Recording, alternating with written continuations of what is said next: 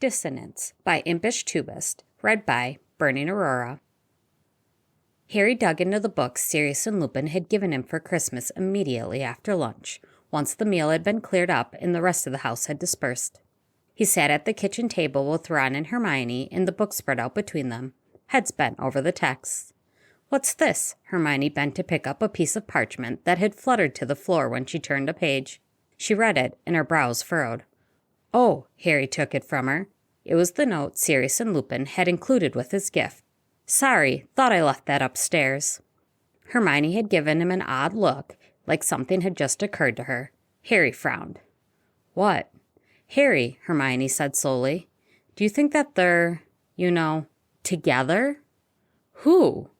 "Sirius and Professor Lupin." Harry glanced at Ron, who shrugged, looking just as perplexed. "Yeah, they're together a lot." Together, Hermione hissed in exasperation. "Like a couple, Harry." Harry blinked. "What?" Ron said, "You're joking." "I'm not. Why would I joke about that?" "Well, it's just," Harry shrugged. "I don't know. They're just friends, Hermione." She rolled her eyes. "You can be friends with the person you're dating, Harry." He didn't have a good response to that one. It wasn't that he was against Sirius and Lupin dating. It was just, he would have noticed. Something like that would have been obvious. Plus, Lupin was his teacher. Well, former teacher. And Sirius was his godfather. And it was weird to think of them like that. The door behind them opened just then, and Lupin came in. "Hello, you three." He seemed cheerful enough, as cheerful as anyone ever was in this house. "What are you working on?" They all sprang apart. "Nothing." Lupin gave them a bemused look, then shrugged and started rummaging through the cupboards. "What are you looking for, Professor?" Harry asked. "Oh, just some tea. Sirius isn't feeling well. Thought I'd bring him up a cup," Lupin said. Hermione shot Harry a pointed look, and he quickly glanced away. "I was hoping I wouldn't have to call Creature for it. And I think you can call me Remus at this point, Harry. I did change your nappies when you were a baby, after all." Harry choked. Ron cackled. Hermione stifled a laugh against her hand. "We had the hardest time trying to keep clothes on you whenever we babysat, come to think of it." Lupin continued to muse out loud while he dug out a kettle and some cups. "You crawled around the flat, completely starkers more often than not." Ron and Hermione quickly made their excuses and fled. Harry heard them giggling up the stairs. Lupin turned and gave him a frankly mischievous grin. "Thanks a lot, Professor," Harry said dryly. "Remus." "Sorry, Harry," Lupin said, not sounding sorry in the slightest. "Sirius isn't feeling well?" "No, but it's his own fault." Lupin put the kettle on.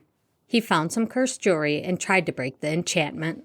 It backfired, of course. Well, what did he expect? Performing complex magic with a wand he stole off some bloke in Hogsmeade a year ago? He couldn't have waited a few hours until I got back? Anyway, the jewelry is still cursed, and now your godfather has the flu. I'd say he's learned his lesson, but knowing Sirius, he definitely hasn't." Harry went over to the countertop and hopped up on it while Lupin bustled around, filling a small plate with some snacks for Sirius as well, while the kettle boiled. "You're a good friend," he said, and Lupin gave him a quick, absent smile. "I'm sure you'd do the same for Ron or Hermione if they were ill," he said, which was true, Harry would. "I crawled around your flat naked?" Lupin barked a laugh. "Not completely naked. You always had your nappy on. But oh, you hated wearing clothes. Some of your first bits of accidental magic involved vanishing whatever outfit your parents had dressed you in." "Yeah?" Harry knew so little about the year before his parents died. He knew a handful of things about his parents, but now that he thought about it, nothing about himself. "Did you babysit often?"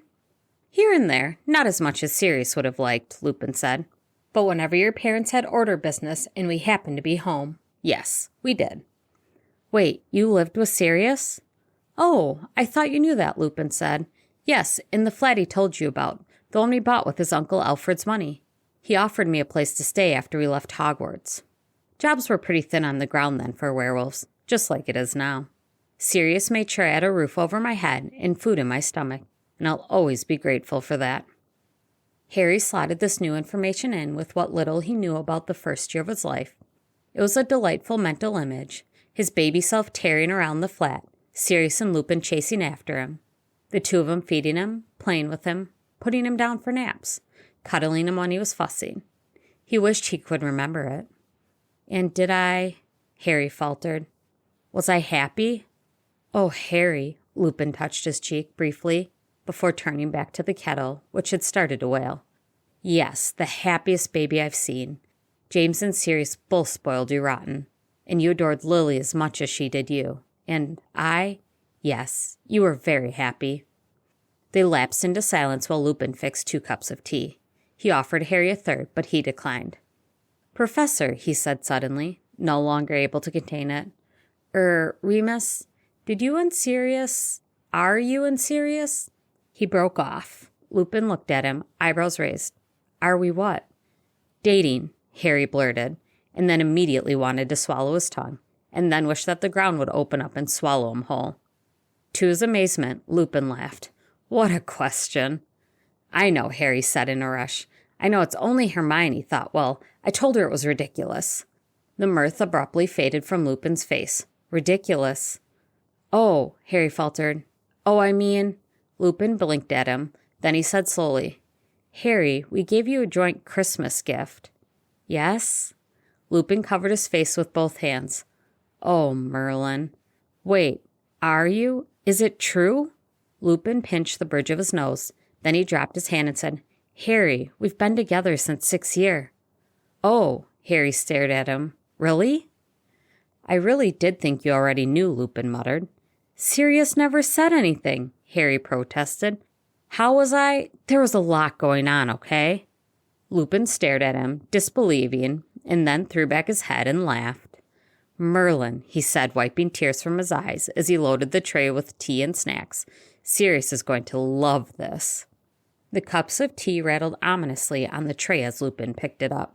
Harry reached out a quick hand to steady one of the cups, and only realized his mistake a beat later. He snatched his hand away, but not before the smile dropped off Lupin's face. What is that? He asked. Nothing, Professor, Lupin set the tray back down and gripped Harry's wrist. Harry held perfectly still as Lupin pushed up the sleeve to reveal the words on his hand. I must not tell lies. Harry, Lupin said very quietly, who did this to you? No one, Harry said. He tugged his hand away and Lupin let him go. It's fine. Don't worry about it, please. I'm not a fool, Harry, Lupin said sharply. I was your defense teacher for a year, and contrary to the reputation that comes with that position, I am actually competent. I know the work of a blood quill when I see it. How did this happen? Harry knew he wasn't getting out of this. From the steely look in Lupin's eyes, he'd probably stay up all night staring him down until Harry said something. I found it, he tried. You found a blood quill and wrote, I must not tell lies in the back of your hand so often it's now a scar, Lupin said. Right. Tell me the real reason, right now. Fine, Harry bit out. I had detention, all right. When the new defense teacher, she wanted me to admit Voldemort wasn't back, and I wouldn't, so... He waved his hand in the air for emphasis. Lupin paled so quickly, Harry thought for a moment he might faint. A teacher did this to you? Then Lupin's face darkened. Well, it's Umbridge, I suppose. I shouldn't be surprised. Who did you tell? No one. Well, Ron and Hermione know, but... You didn't report it? Lupin sounded aghast. Harry, at the very least you should have told McGonagall, but really you should have brought this to Dumbledore. It's not like he's talking to me right now, Harry said bitterly. Besides, it won't change anything, will it? She was appointed by the Ministry, not Dumbledore. They're not going to sack her, not when they need her there. You didn't even mention it to Sirius, did you? No, and I won't, Harry said fiercely. Please don't tell him. Please. He can't do anything about it, and that will only make him feel worse about being stuck in the house and not able to help the Order. Lupin was obviously warring with himself. He had to know that Harry was right.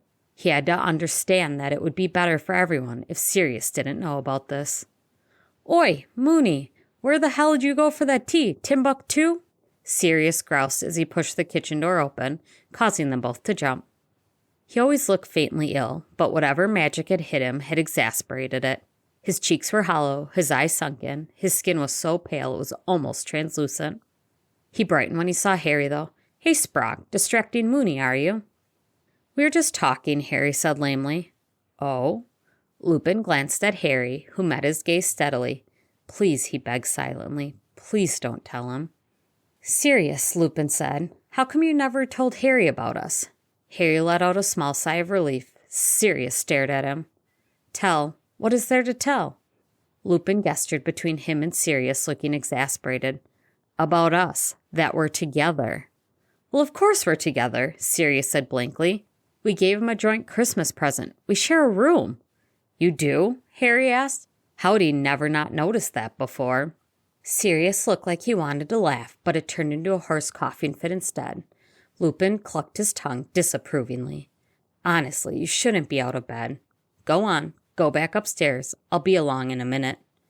"Hold on." Sirius held up a hand, got his coughing under control, and then fixed Harry with a grave look.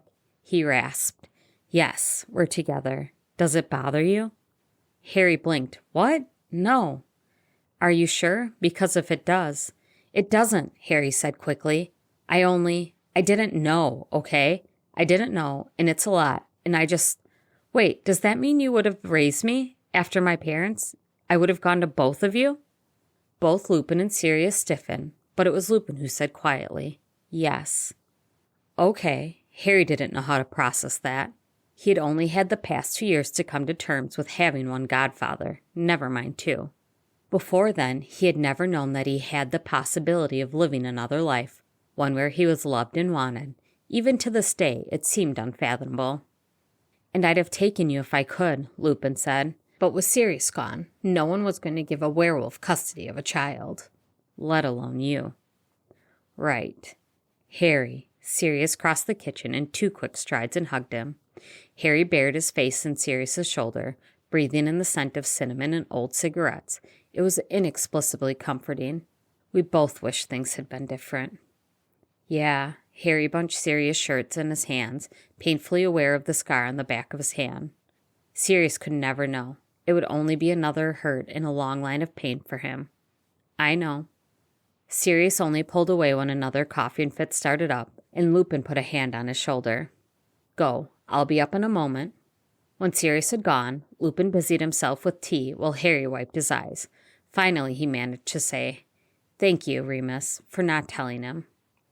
"I don't think I much care for being thanked for keeping a secret like that," Lupin said, a pinched look on his face.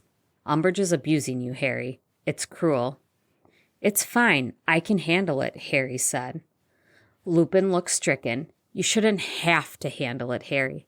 "Look," Harry said quickly. He just wanted this to be over. "If she does it again, or something else that's worse, I'll tell McGonagall. I will, okay?" Lupin put his hands on Harry's shoulders. "Promise me you will?" "I promise," Harry said. "And if Sirius figures it out on his own, if he asks me directly, I won't lie to him," Lupin said firmly. "Please understand that. I won't tell him, but I also won't lie to him. We had to lie to each other enough during the First War, and, well, we won't do it again." "Okay," Harry said. It wasn't ideal, but he could work with it. He just had to make sure Sirius never saw the back of his hand. "That's fine." Lupin sighed. "James and Lily loved you very much, Harry. I hope you know that. But we did too. We still do. And it's a difficult thing to sit back and watch while a loved one gets hurt." "You love me?" Harry caught himself before he voiced the embarrassing question, but it still rattled around in his brain. Thankfully, he was saved from speech by a parchment airplane that flew into the room and whacked Lupin in the side of the head. He caught it before it hit the ground and unfolded it. "His Majesty calls," he said dryly, and Harry recognized Sirius's spiky handwriting. Lupin folded the note and slipped it into his robes. "You know, you can come to us, right? For anything. I mean it, Harry. We're just an owl or a flu call away." "Yeah," Harry said roughly. "I know." Lupin looked like he wanted to say something more. Instead, he simply squeezed Harry's shoulder and left the kitchen. Harry stood there for a moment, the warmth of Lupin's touch lingering on his shoulder, before going off in search of Ron and Hermione.